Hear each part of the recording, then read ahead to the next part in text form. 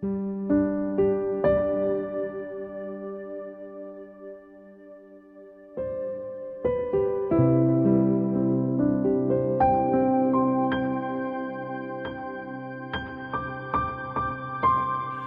evening, brothers and sisters. Let us, as one family, pray the Familia Daily Novena. In the name of the Father, and of the Son, and of the Holy Spirit. Amen. I believe that God loves me, and it is His will to bless my life abundantly today. I open myself today to His transforming work through His word and His action in my life. God loves my family, and it is His will to bless them. I offer myself today for God to love and bless my family through me. And because we are blessed, we are blessing our neighbors that God puts on our path today. Amen. In the name of the Father, and of the Son, and of the Holy Spirit. Amen. 19 Sergeant Central. 19 Sergeant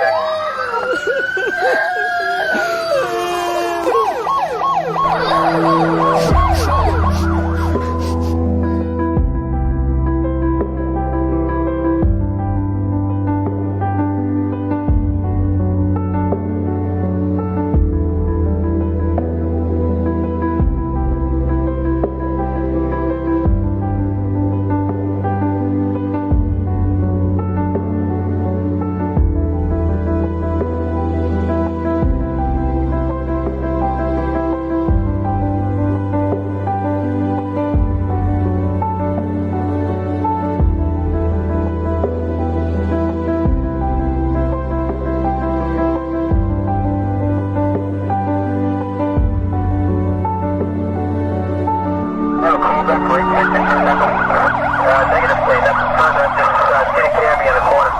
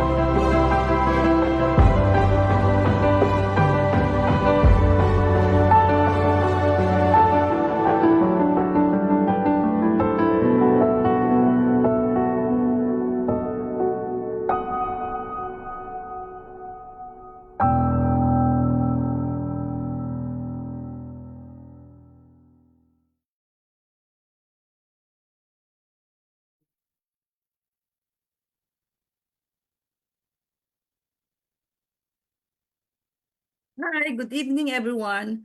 Welcome to the third episode of for the Bible study of Familia Matters Digital.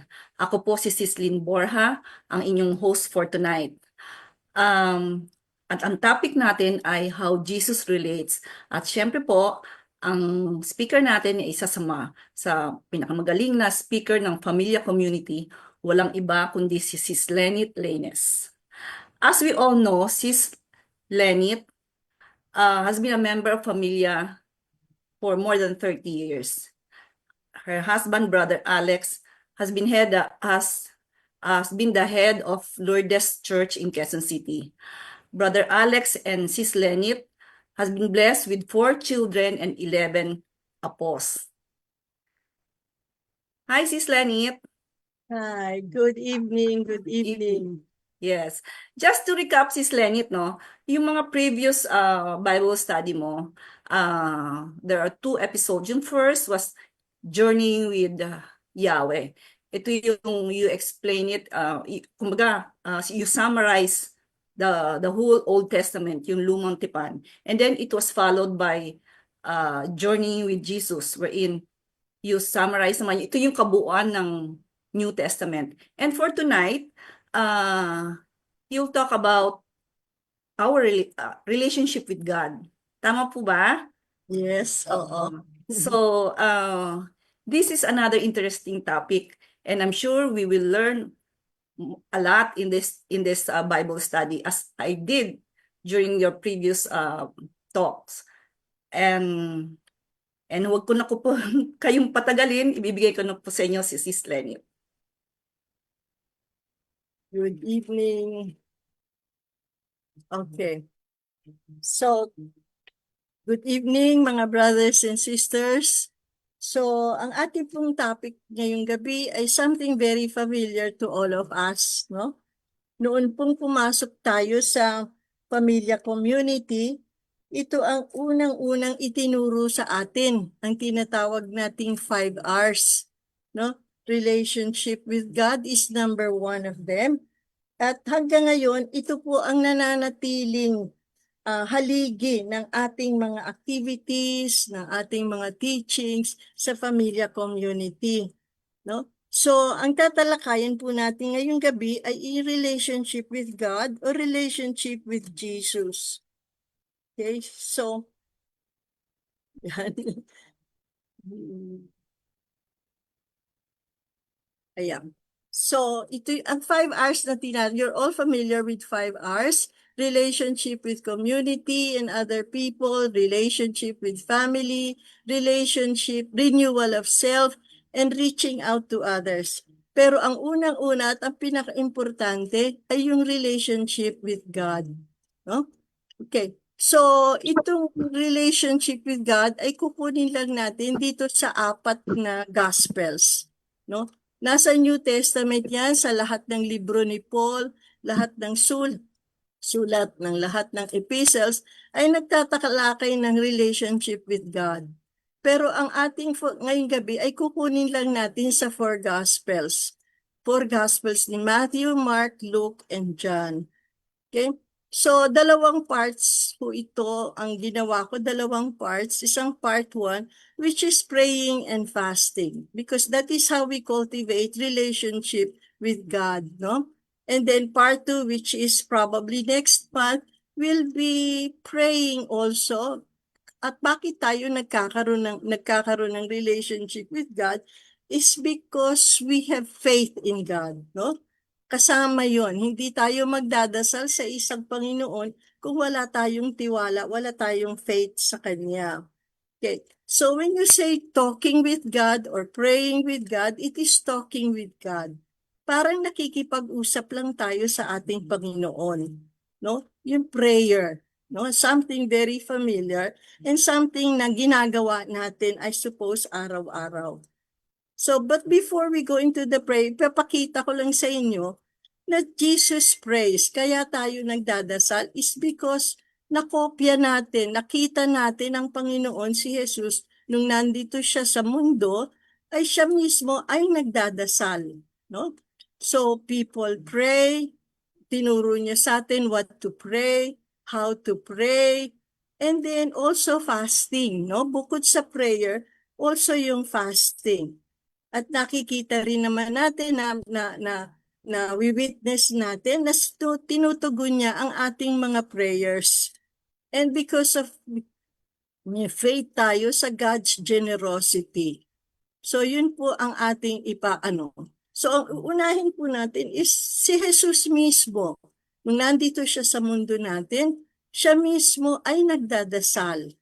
So nakita natin in different parts of the Gospels na lagi siyang nagdadasal. Bakit siya nagdadasal?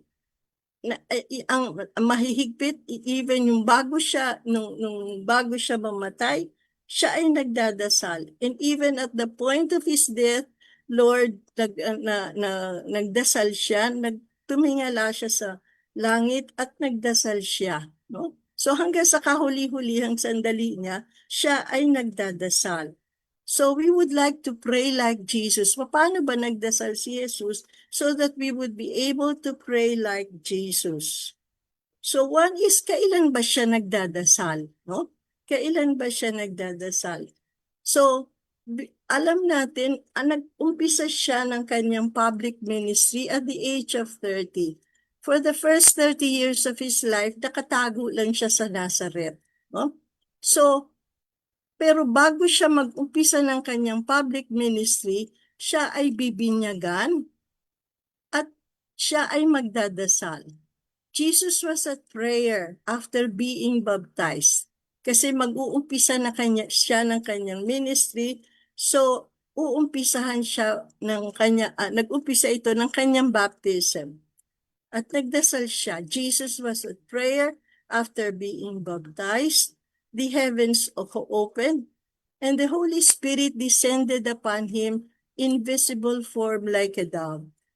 And then may narinig sila a voice from heaven, "This is my beloved Son in whom I am well pleased." So sa umpisang-umpisa pa lang, dumating yung for the first time in Bible history na dumating yung tatlong persons in one God. Si Jesus, God the Father, God the Son, and God the Holy Spirit. So napakahalaga siguro ng kanyang public ministry for the three persons in one God to appear before us. Okay? So he also prayed before his transfiguration sa another na pagpapakilala niya na siya ay Diyos. So before his transfiguration, he also prayed. Jesus took Peter, John, James, and went up unto the mountain to pray. So yun ang una niyang dinadasal din. While he was praying, his face changed in appearance. His clothes became dazzling white. So he prayed in his own transfiguration. At alam natin yung mga ginawa niya. Maraming milagro siyang ginawa. At nagdasal siya after this healing and after these miracles. No? In Mark 1, sabi niya, rising early morning, Jesus went off to a lonely place in the desert. There he was absorbed in prayer. So makikita natin kahit saan nagdadasal siya. Sa isang disyerto, nagdadasal siya. Sa bundok, nagdadasal siya. Kahit saan, sa isang tahimik na lugar, nagdadasal siya. He also prayed after healing, for instance, after healing a leper. And Jesus often retired to deserted places and prayed. So usually pumupunta siya sa mga tahimik na lugar, deserted places, kung saan siya nagko-commune with his own God. Even before and after his death, nagdadasal pa rin siya. All throughout the 3 years of his public life, he has been giving an example of praying, of communing with God. So before he was killed, he was praying. He fell in prostrate in prayer, and he said, "My Father, it is possible. If it is possible, let this cup pass me by. Still, not as I will, but as you will." So hirap na hirap siya. Alam niya kung anong mangyayari sa kanya. Alam niya kung paano siya papatayin. So talagang nagkaroon siya ng human fear, no? And he fell prostrate in prayer. And even after his death, after the resurrection Jesus had sent away his disciples. He went up on a mountain by himself to pray. So kahit sa bundok, after nag-resurrection na siya, he continued to pray. He went up to the mountain by himself to pray. So kahit saan sa mga tahimik na lugar, doon siya nagdadasal. And when evening came, he was there alone. No? Kung saan siya talagang nafe-feel niya ang kanyang pakikipag-isa, ang kanyang sa kanyang Panginoon. Sino-sino ba ang kanyang pinagdadasal? First of all, pinagdadasal niya ang mga kanyang mga disipulo. Alam niya aalis siya at alam niya na itutuloy ang kanyang mga misyon ng mga disipulo niya.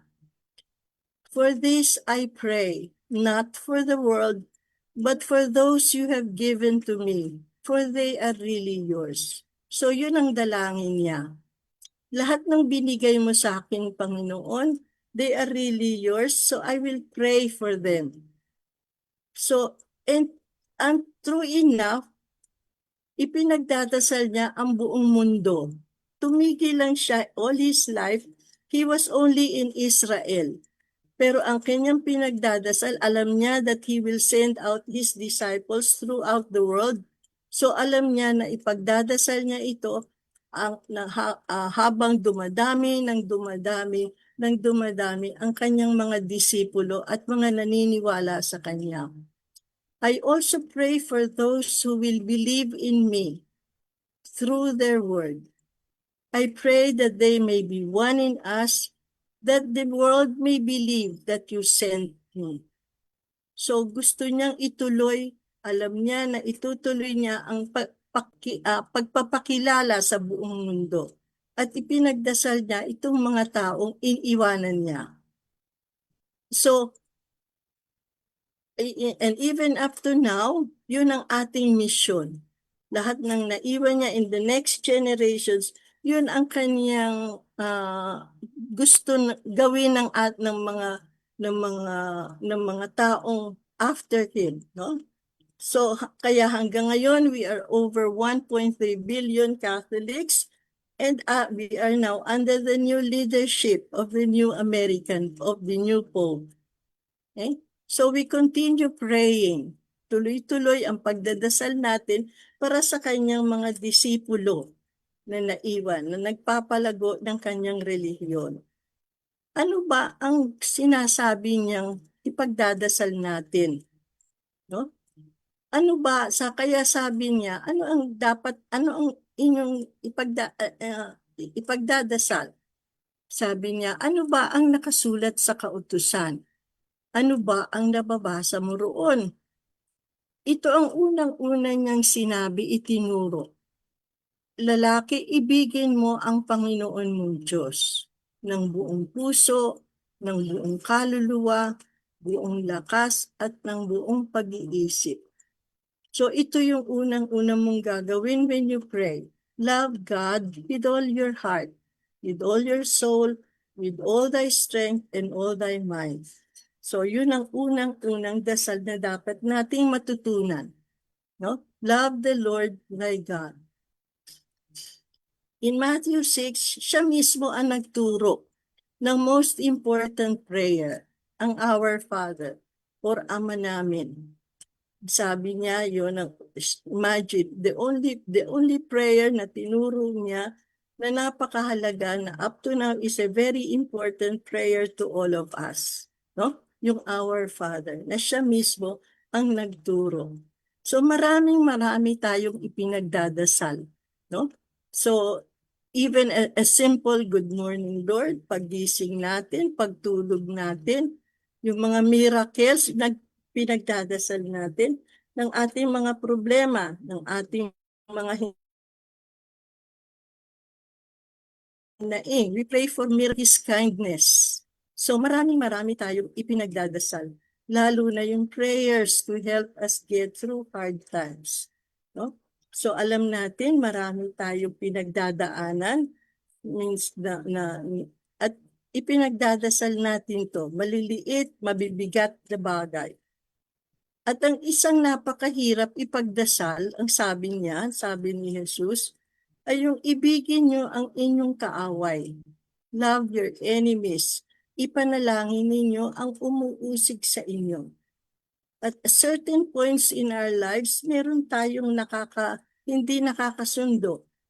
So mahirap ipagdasal sila. Pero yun ang sinasabi ng Panginoon sa atin. Love your enemies. Pray for those who persecute you. Napakahirap doon. No? Napakahirap noon, pero yun ang sinasabi ng Panginoon sa atin. Pray for forgiveness. No? Matuto tayong magpatawad dahil yun ang kanyang ginagawa nung nandito siya sa mundo.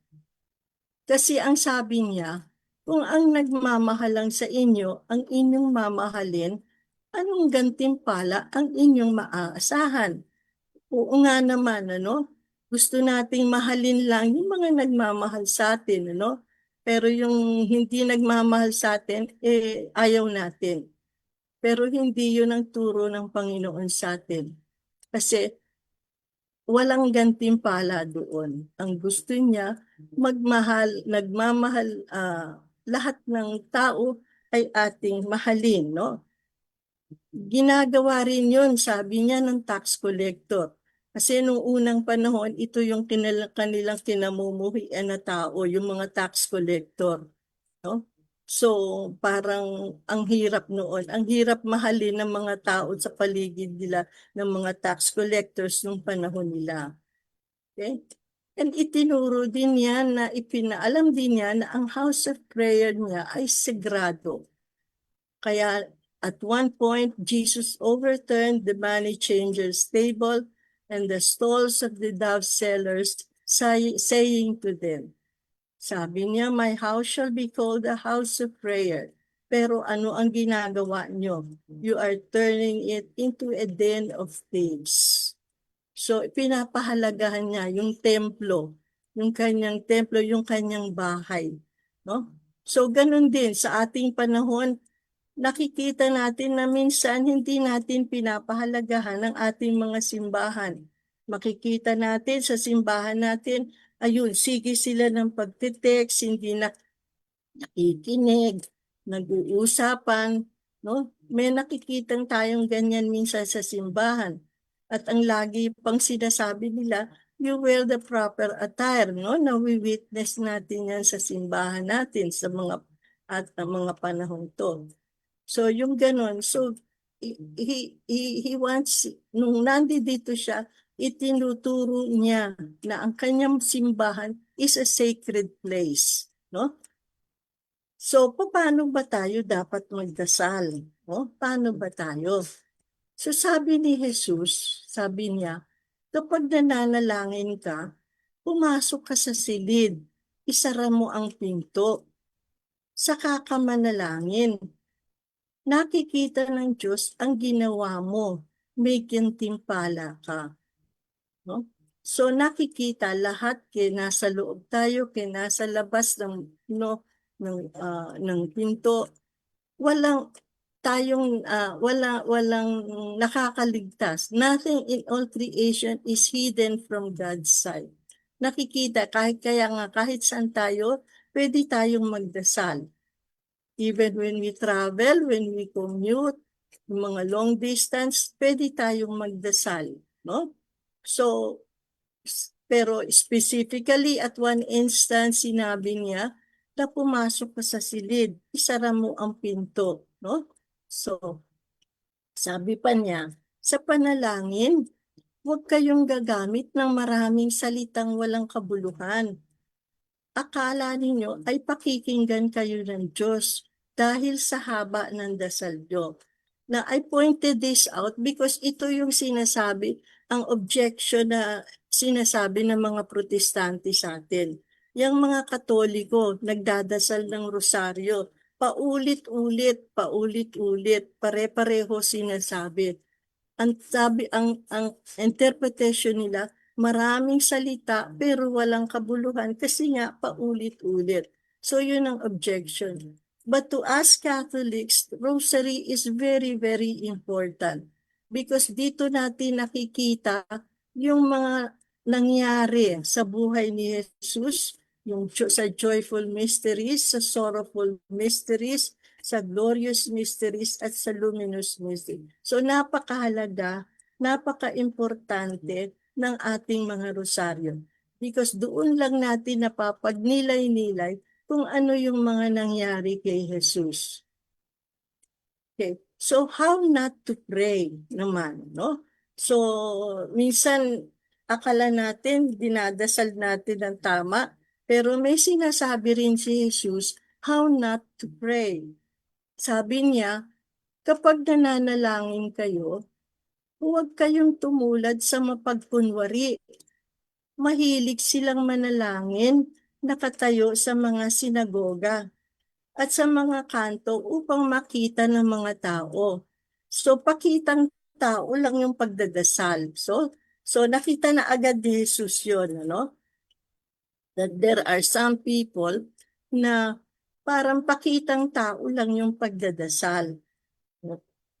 Nagkukunwari lang sila. No? Nakatayo sila na kunyari nagdarasal, pero ang puso nila ay wala naman sa Panginoon. Kaya ang sabi ni Jesus, tandaan ninyo, tinanggap na nila ang kanilang gantimpala. No? So, tapos na, no? Hindi ko na, parang sinabi ni Jesus na, hindi ko na kailangan ng inyong dasal, no? Natanggap niyo na ang inyong gantimpala. Ang tawag niya ay mga hipokrita. Kasi sabi ni Jesus sa Matthew 15, mga hypocrites. Tama nga ang sabi ni Prophet Isaiah.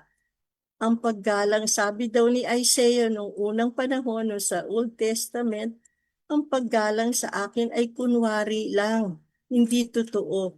Sa bibig bumubukal, hindi sa puso. No? So yun, so parang ganun, sabi niya, yung ibang nagdarasal, so nakikita ni Jesus, kung hipokrito tayo, kung pakunwari lang ang ating pagdadasal. Ang paggalang sa akin ay kunwari lang, no? Sinasabi lang natin pero hindi naman nanggagaling sa ating kalooban, sa ating puso. Kaya ang sabi ni Jesus, walang kabuluhan ang pagsamba nyo, no? Parang hindi niya pinakikinggan, hindi niya tinatanggap. Walang kabuluhan ang pagsamba ninyo. Sinasabi niyong galing sa Diyos ang itinuturo nyo. No? So mga hypocrites, again, tinawag niyang mga hypocrites kayo. Walang kabula, sayang lang ang pagod nyo. No? Parang gano'n ang sinasabi niya. Sayang lang, kahit kayo magsalita ng magsalita, hindi naman totoo, hindi niya naman tinatanggap. Tapos sabi niya, ito yung laging nararamdaman natin, yung mga temptation. We are subjected to all kinds of temptation. Watch, sabi ni Jesus, watch and pray that you may not enter into temptation. Kasi at every instance of our lives, nandyan ang demonyo, nandyan ang Panginoon. The spirit is willing, but the flesh is weak. So in other words, gusto nating magdasal, kaya lang the flesh is weak. Nagkakasala pa rin tayo, gumakaliwa pa rin tayo, kahit gustuhin natin, kasi merong temptation. Kasi nandyan si Satanas all the time. Pag nandyan yung anghel, nandyan din yung si Satanas. So the spirit is willing, yun ang ating paglabanan. Because the flesh is weak, sabi niya. Sabi niya, sino ba ang pwede natin, with whom can we pray? No? So, dito sa Pamilya Community, meron tayong minsan mga prayer partners and so on. No? Sabi ni Jesus, kung ang dalawa sa inyo ay humingi ng panalangin, ito'y ipagkakaloob sa inyo. Sapagkat saan mang may dalawa o tatlong nagkakatipon sa pangalan ko, naroon kasama niyo ako. So kahit dalawa lang kayo, pakikinggan kayo ng Diyos. At kahit na marami kayo, pakikinggan pa rin tayo ng Diyos. So we can pray alone, pero mas maganda siguro kung dalawa tayo na sabay nagdadasal o tatlo na nagdadasal, nagsasabay ng pagdasal. No? So that is how we can pray. Ano ba ang importansya ng prayer? Sabi niya ganon. So sabi niya, ikwinento niya yung tungkol kay Mary and Martha. No? Kasi minsan hindi natin nakikita yung how important prayer is. Parang activity lang yon, parang run of the mill activity lang yon, no? So ipinaliwanag niya dito sa nangyari kay Mary and Martha. Daupo ito sa paanan ng Panginoon upang makinig sa kanyang itinuturo, si Mary, no? Si Martha naman ay abalang-abala sa paghahanda. Alam natin, very familiar tong story sa atin. Kaya't lumapit siya kay Jesus. Dumaing si Martha. Nagreklamo si Martha. Sabi ni Martha, Panginoon, baliwala po ba sa inyo na pinababayaan ako ng kapatid kong maghanda ng nag-iisa? No, nagsumbong na siya kasi kita niya ang dami-dami niyang ginagawa. Si Maria hindi, no? Andiyan lang. sabihin nga po ninyo siyang tulungan naman ako. Sabi niyang gano'n, ano?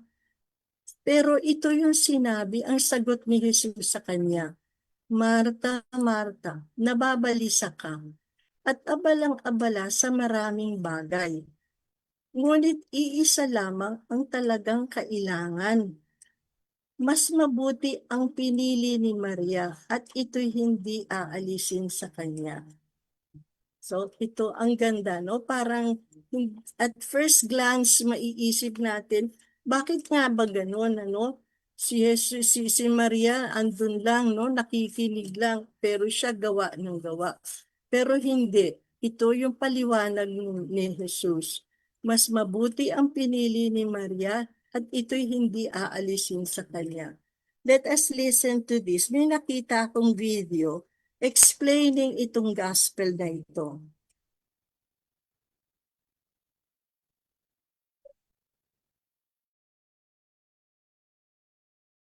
Magandang araw mga kapatid. Welcome sa ating Catholic Daily Reflection.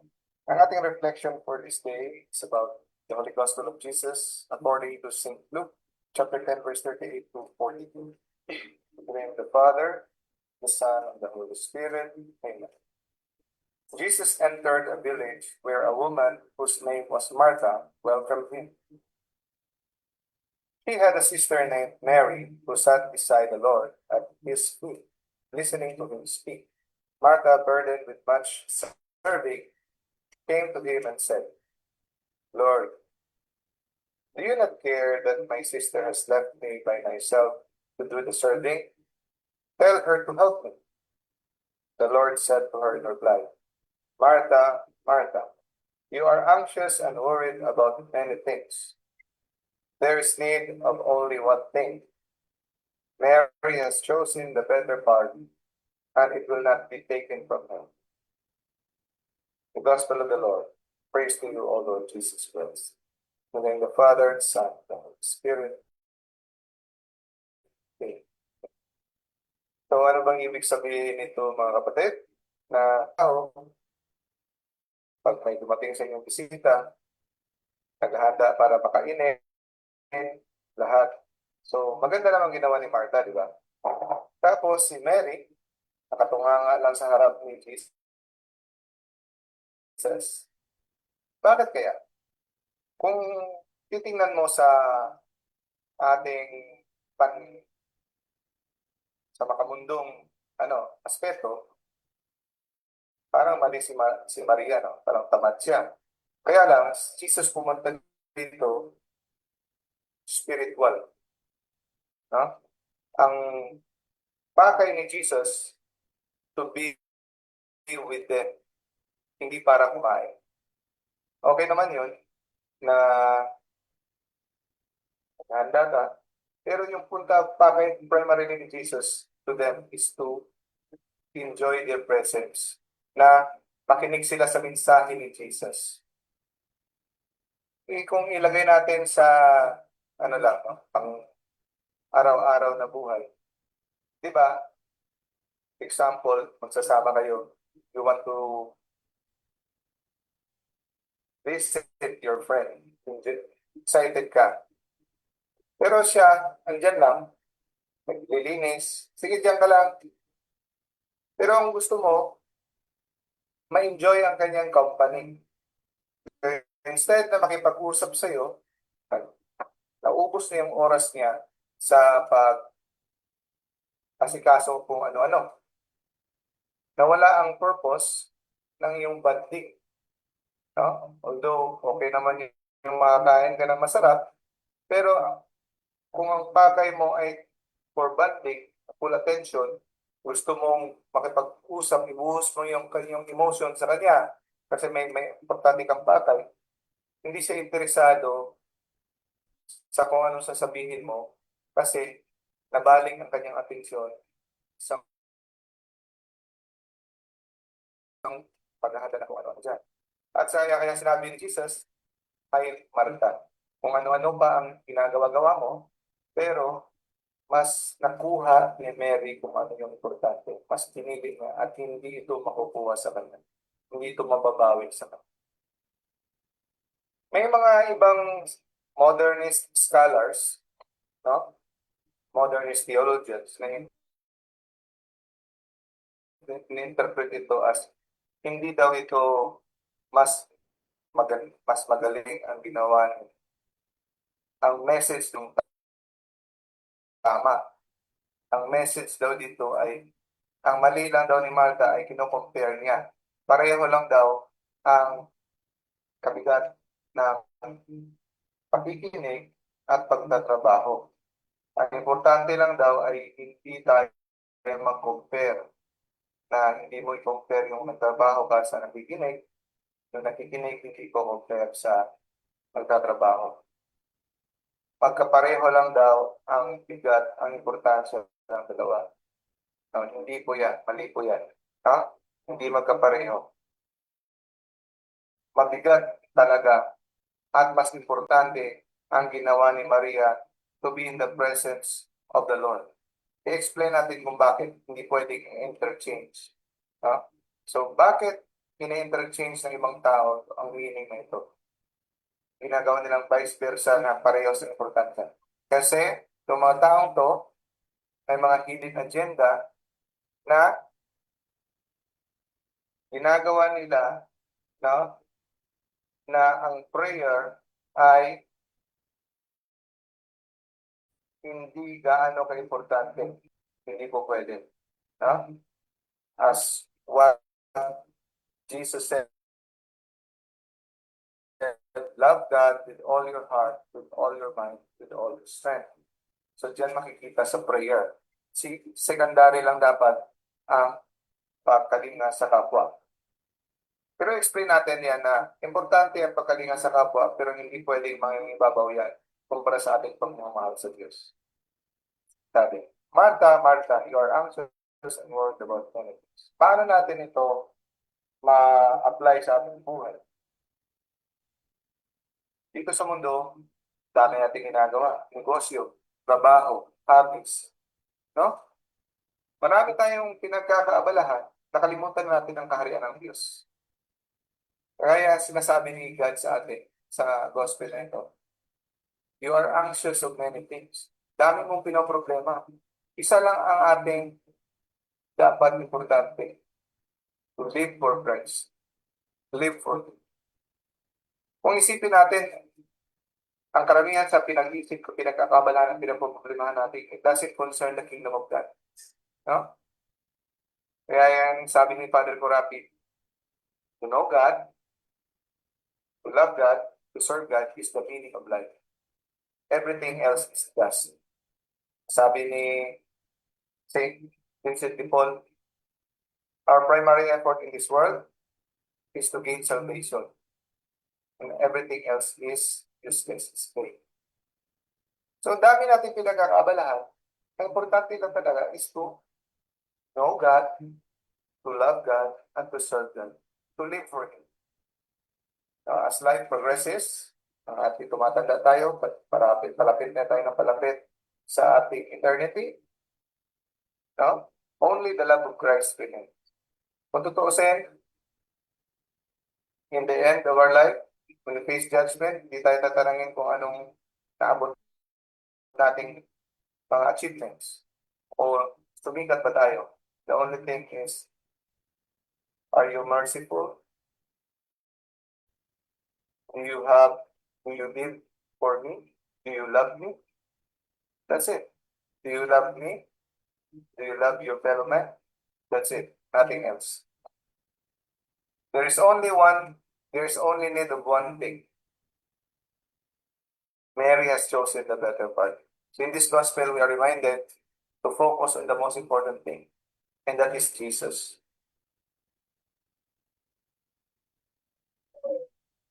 Okay.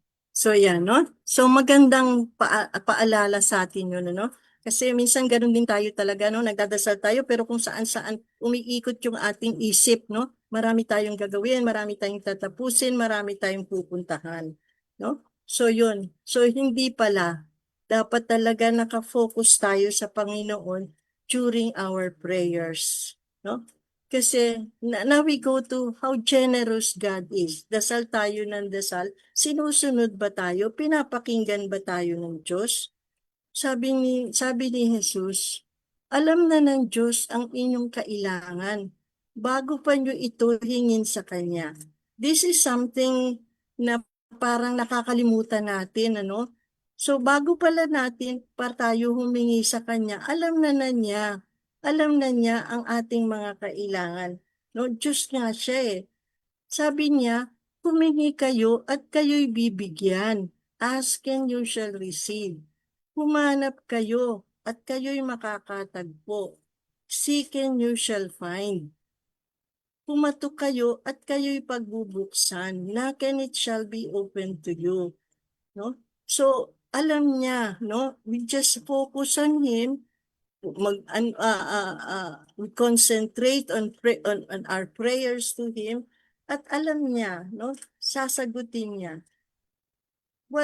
Sabi niya, ask and you shall receive. So ano ba ibig sabihin nun? Sabi ni Jesus, bawat humihingi ay tatanggap, no? Bawat humahanap ay makakatagpo. Bawat kumakatok ay pagbubuksan, no? So napakaganda nito. Sometimes we forget this. Sometimes marami tayong problema, we are desperate, ganon. So parang siguro sasagutin tayo ng Diyos in a different way. In a different way na hindi natin makita, no? Pero bawat hingin pala natin ay tatanggap. Seek, knock, and ask, no? Lahat tayo ay pagbibigyan niya. Kasi sabi pa niya, bibigyan ba niyo ng bato ang inyong anak kapag siya'y humihingi ng tinapay? O di ba hindi, no? So lahat ng hinihingi natin, ibibigay niya, no? Hindi niya tayo bibigyan ng bato na something na hindi natin kailangan. Bibigyan ba niyo siya ng ahas kapag siya'y humihingi ng isda? So hindi ba? Hindi naman, no? So lahat ng ibinibigay sa atin ng Diyos, lahat ng ay sa kabutihan natin. Minsan hindi lang natin nakikita yon, no? Hindi, hindi, parang unanswered prayer agad, no? Parang Lord, hindi ka yata nakikinig, no? Pero hindi, bibigyan niya kayo ng something na dapat para sa inyo, na dapat ay kailangan ninyo. Hindi sometimes yung gusto nyo. No? So, sabi niya, kung kayo'y masasama or sinners, magbibigay ng mabuting bagay sa anak, gaano pa kaya ang inyong ama na sa langit? No?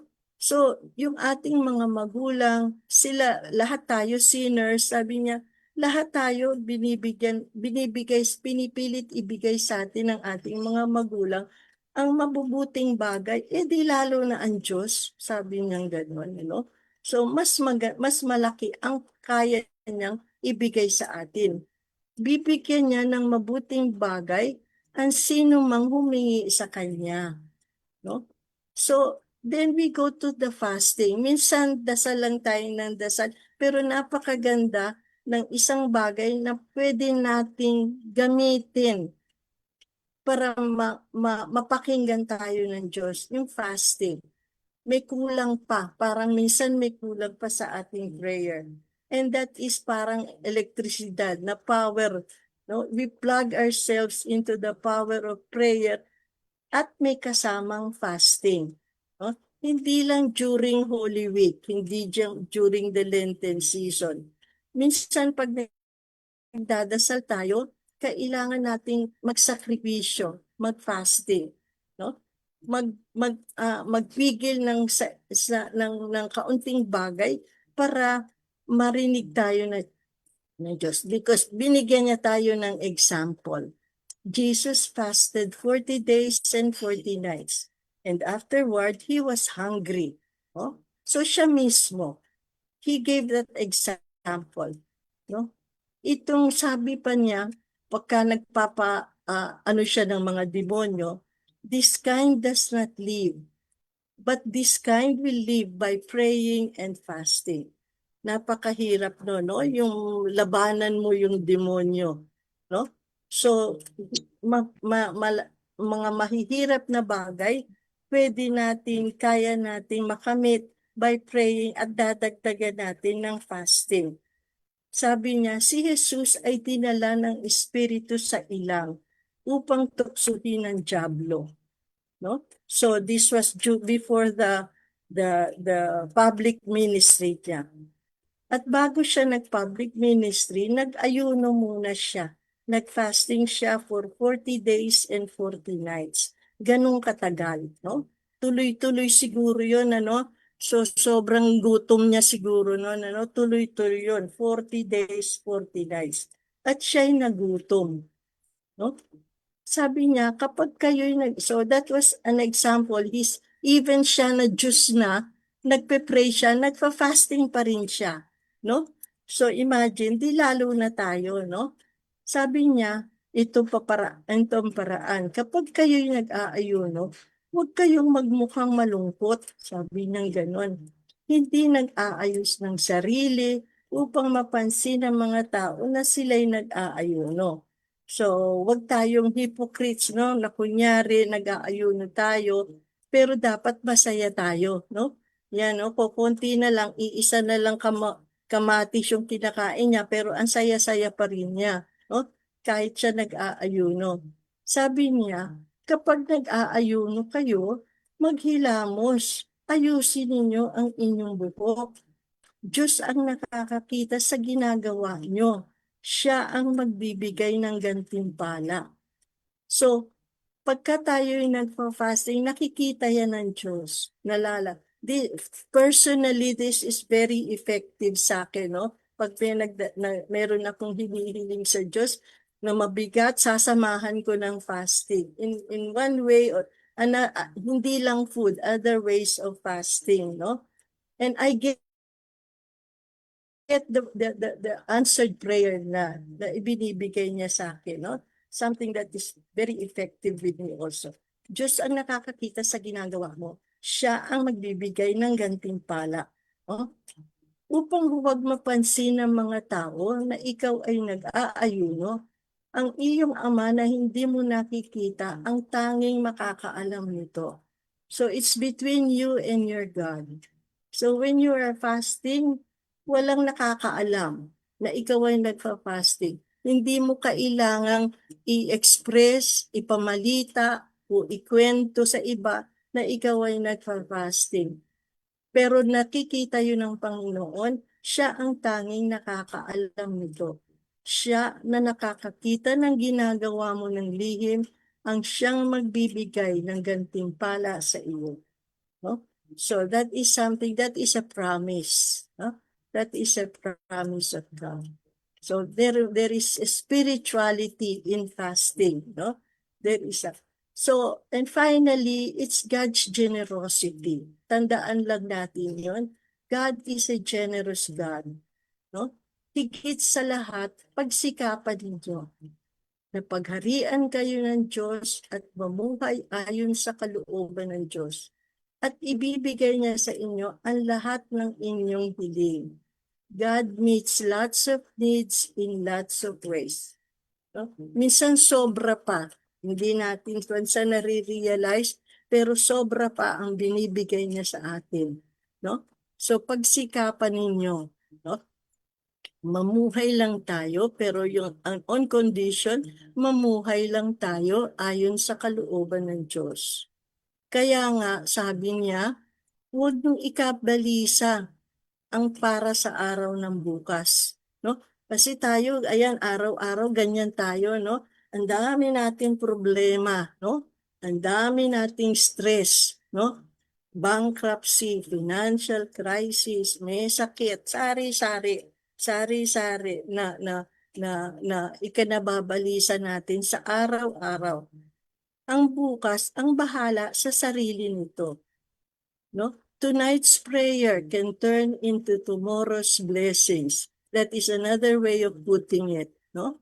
Bukas, malay mo, solve na yung problema mo, no? So, wag na masyadong ikabalisa. Pero sometimes talaga hindi natin maiwasan, ano?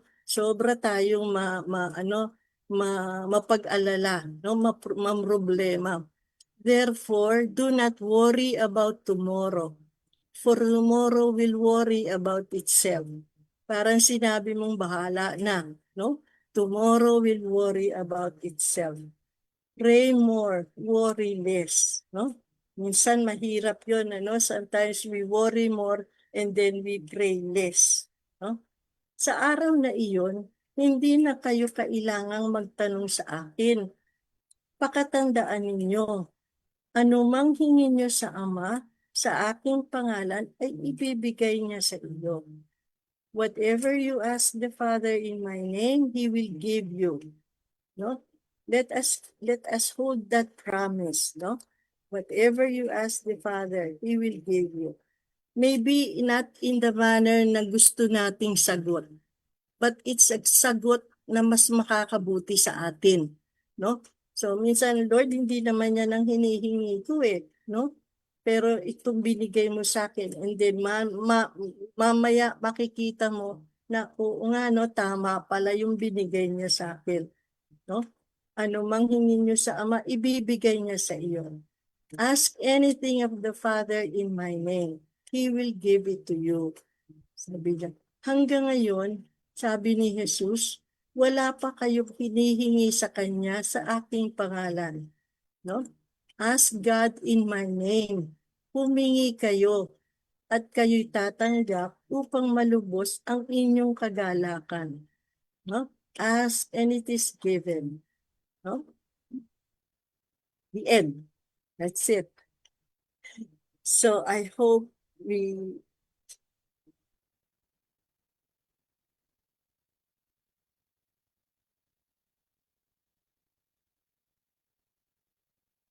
yeah, the end.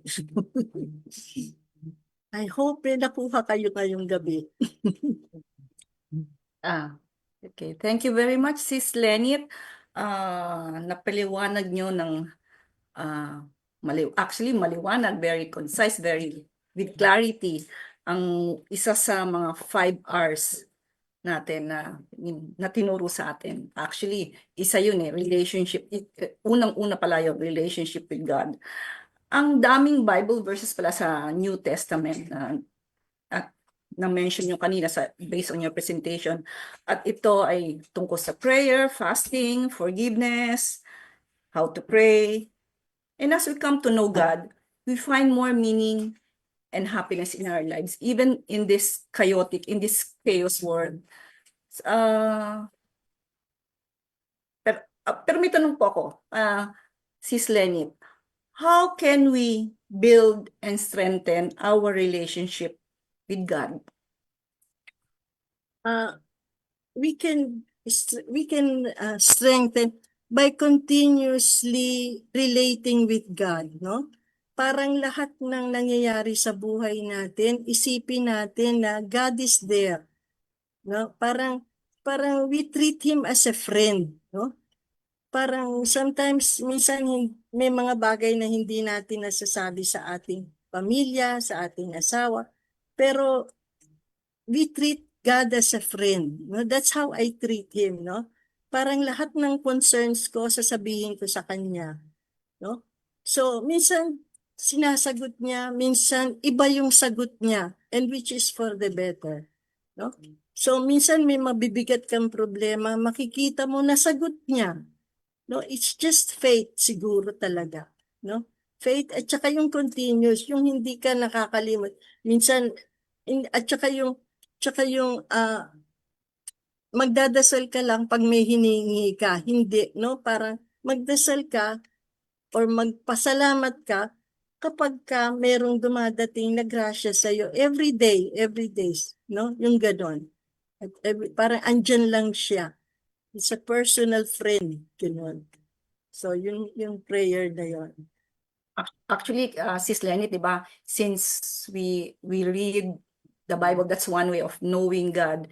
Tapos, you mentioned parang we talk to God. So, that's, kumaga parang, ako napansin ko, when we talk to God, when we pray, nabibuild yung relationship na parang mas ibang level. Kasi, yun nga, parang very personal yung prayer mo, very personal yung pag-uusap natin sa Panginoon. Reminder po, if you have questions or comments, you can write dyan sa chat box ng Zoom or sa comment ng Facebook. Pero kanina, may I just read lang while waiting for questions or comments. Meron yata nanonood from Northern Samar, from Cavite, from Davao City. Ayan.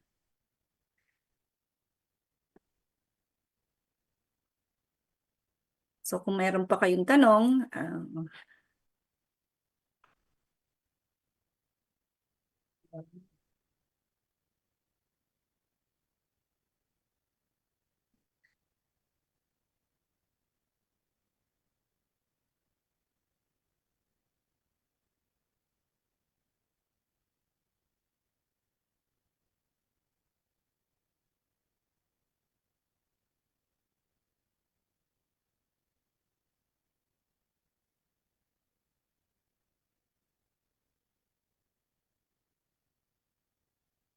Malinaw na ba?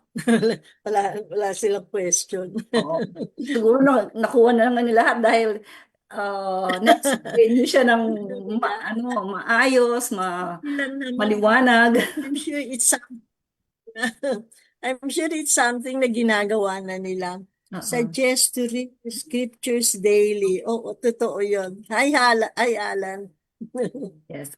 Ang daming mga nandito sa Zoom yung from mga executive directors, mga mission heads ng pamilya. Welcome po, good evening. Yan, the topic is from Mercedita Balejos. The topic is well presented. Maraming natutuhan at realizations. Maraming salamat. Yes, ito po yun ako. Lahat yun ang si Jesus ang nagsabi, no? Hindi ako. Lahat yun. I just quoted him. From Ate Tess Verceles of UMM, sabi niya, in the midst of hardship, I believe God is with us. That's true. Actually, sa nangyayari nga sa atin, sabi ko nga, di ba, ang gulo-gulo, daming problema. Yeah, in spite of all those things, we can see merong hope. We can see meaning in our lives, happiness, peace, kahit ganun kagulo ang mundo natin. Yung kanina pinakita yung video earlier, di ba? Pero importante talaga yung magdasal.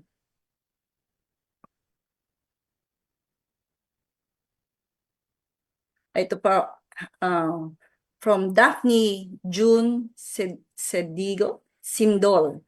Good evening, sister. What is the best position when praying?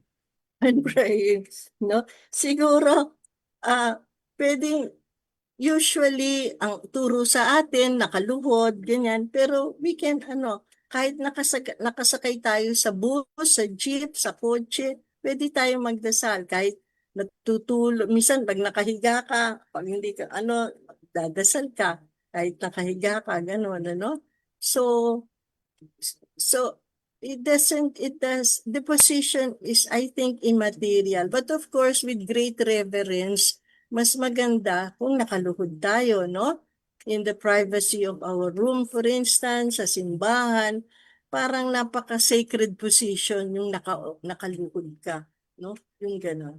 Pero otherwise, I think God will listen to us kahit kahit anong position natin, kahit naglalakad lang tayo, nagja-jogging tayo, no? Usually, pag nagja-jogging ka, lakad ka lang, may hawak kang rosaryo, no? May hawak kang rosaryo, nagdadasal ka na doon, natutuloy yung, yung pagdarasal mo, yung ganun. Pag may kasama kang, pagka mga prayer meetings, ganyan, you pray together. So, walang definite positions, ganun. God will listen, we will be heard. Ganun. I hope it answers. Hindi na sasabihin siguro ni Lord sa atin, oy, tumayo ka nga, oy, lumuhod ka nga. I don't know. It's a personal relationship yung prayer natin. From Brother Lawrence Guevara, thank you again for bringing this message and talk online.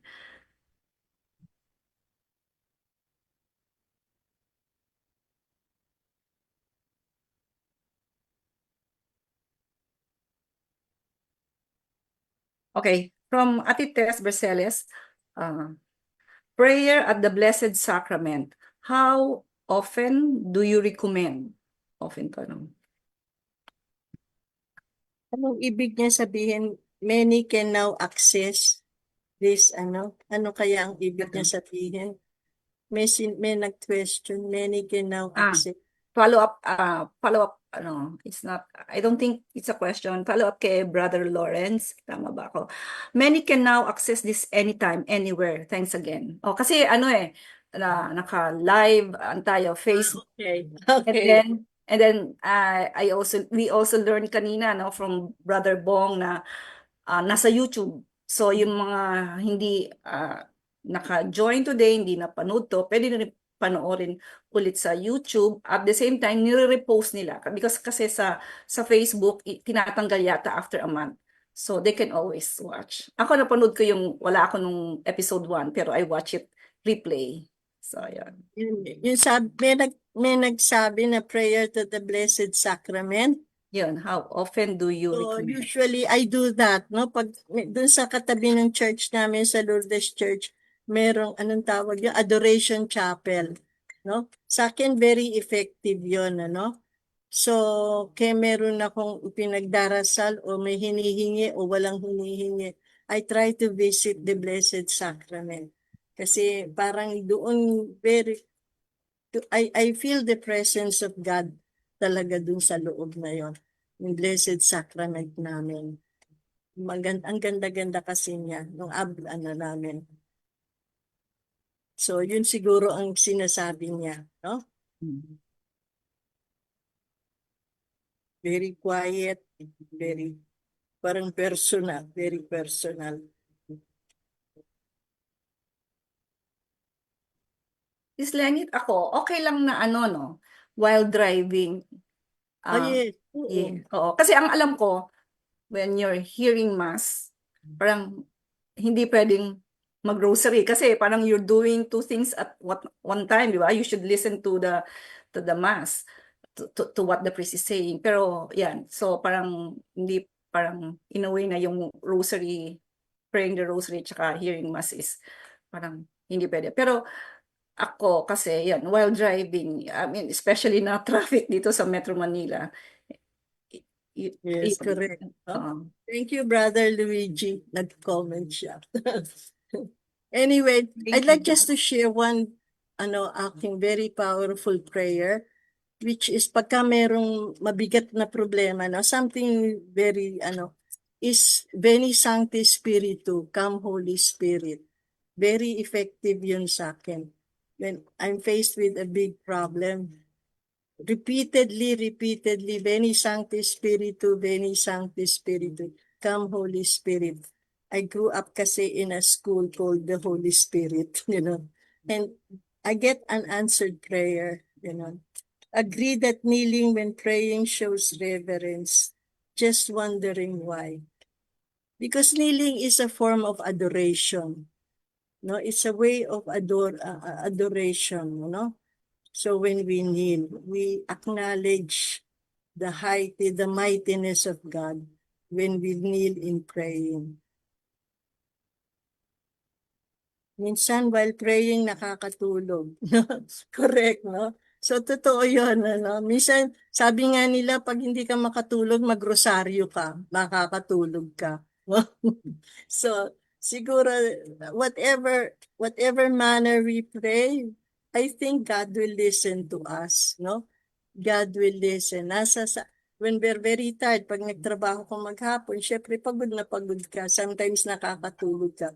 But God understands, no? God understands. Hindi naman very strict siguro ang Panginoon. He knows what is in your heart. kaya nakaluhod ka, kaya nakahiga ka, kaya naglalakad ka, nag-jogging ka. God listens. Thank Okay. you for that question. Follow-up lang from Sis Daphne. Agree that kneeling when praying shows reverence. Just wondering why when we are in Mass, every time the priest says, let us pray, we are not kneeling, or even when we pray the Our Father, we are not kneeling. Why is that? Thanks. Mga nakatayo, no? We are asked to stand while saying the Our Father. Siguro, I really don't know if my answer is correct. Pero siguro, that is the prayer that Jesus personally gave us, no? Yung Our Father. So siguro, as a way of honoring Him, siguro we need to stand in prayer.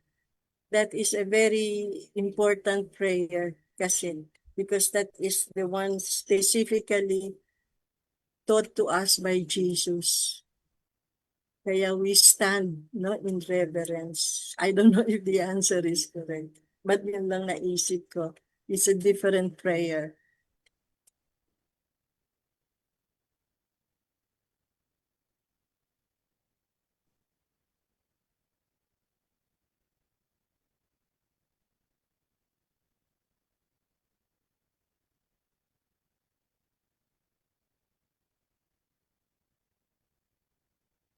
Ako nagpe-prayer on the run. Okay. Oo nga. Pwede. While jogging, while running. Whatever it is, God listens. No? Whatever way. I heard that even a simple sigh and a heartfelt, Lord help me is enough. We can pray any way we want because it is a conversation. No? Prayer is a conversation with the Almighty. So it's like it's like conversing with a friend, no? So we treat God as a friend. That's another way of looking at it.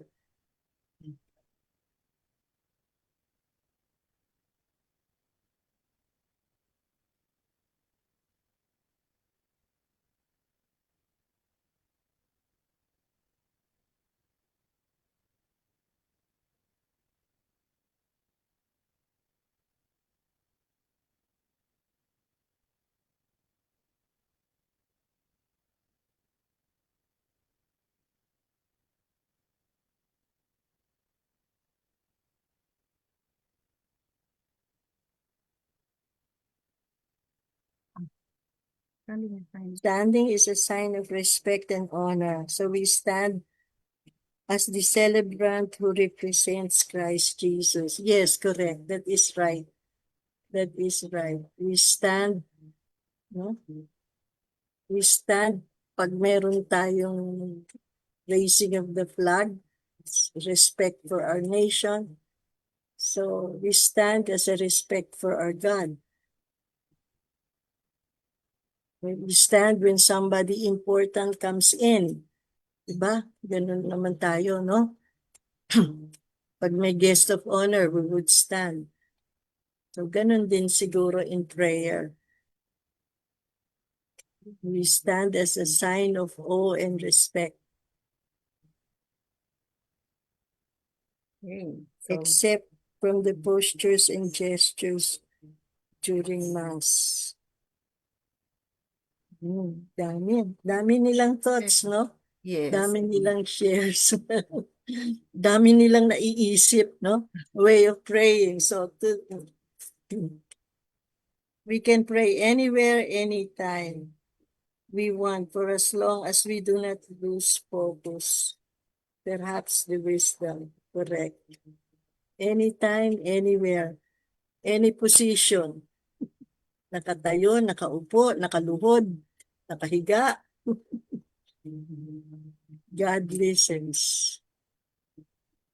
We cultivate relationship kasi yun. Relationship with God.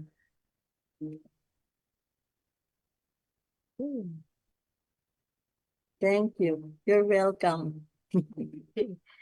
Okay, so kung wala na pong tanong, I'm sure marami tayong natutuhan, maraming baon tayo ngayong gabi sa ating Bible study.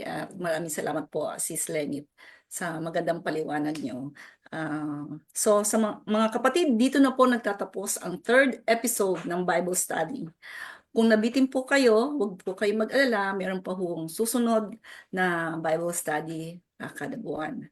Ito po pala yung schedule. Basahin ko po yung schedule ng Familia Matters Digital for the month of June. On June 14, Biblical Parenting. On June 21, Catechism 101. On June 28, Home Live. Ang title, Connected Ka Ba? Abangan din po nyo ang mga announcements sa ating Familia Matters Digital Facebook page. And please do support all our Familia Matters digital programs. We would also like to acknowledge the following. Salamat sa ating Familia Matters digital communication team headed by Brother Bong Gorospe. Salamat din kila Kuya Marlo, Sis Beng, Sis Ivy, Sis Charms. Without them, this wouldn't be possible. And of course, we would like to thank everyone who took time to join us for tonight's program. Thank you very much, Lynn. Thank you very much, Sister Lynn. Thank you. Okay, so mga kapatid, kita-kita ulit tayo sa susunod na Sabado, 8 p.m. And mag-closing prayer muna po tayo. Panalangin sa pagtapos ng Bible study o ang banal na ang Biblia. Okay, hayaan nating iko ang ating ulo at damahin ang presensya ng Panginoon. Panginoon Diyos, salamat sa bayayang ito ng ating pag-aaral ng iyong salita ngayong gabi.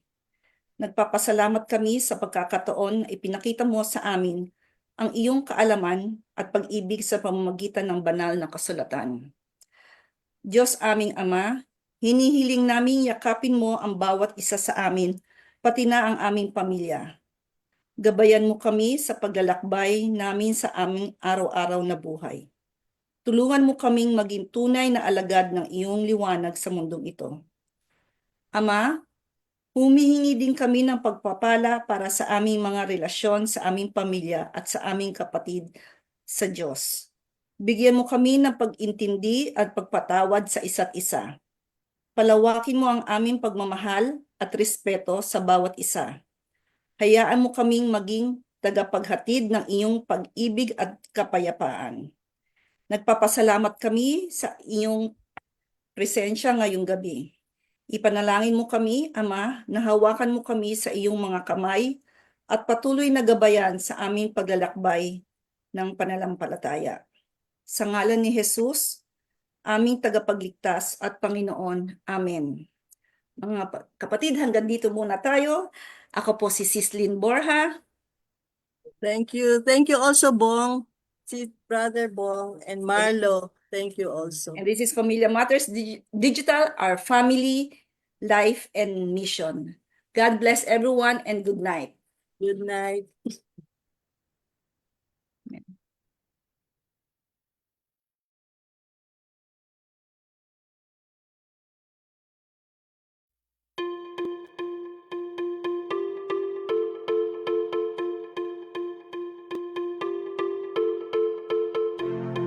Many suns and moons ago, who would ever guess how big we've grown now,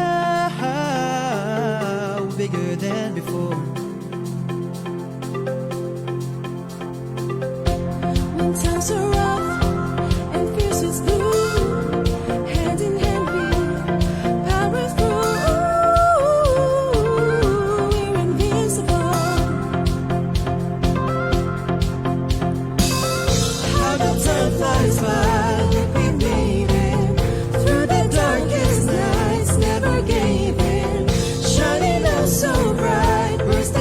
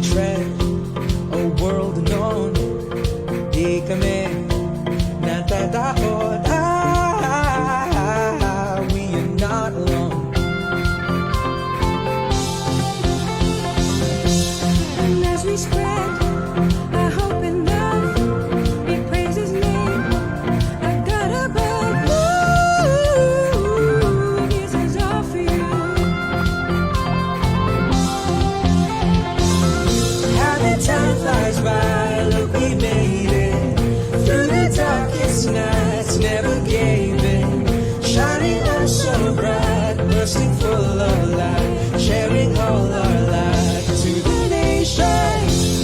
Ipakita natin sa lahat kung paano wagas na mamahal. Huwag ka nang mangamba, walang iwanan.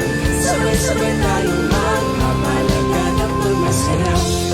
Di maninong kadalian, di ka naman nag-iisa. Huwag ka nang mangamba, walang iwanan.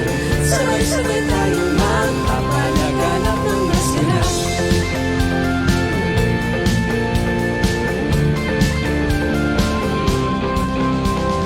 Sino ang akala na ganito malaki? Ang mararating ng pumalilad at munti. Pamilya, tayo ay bumili.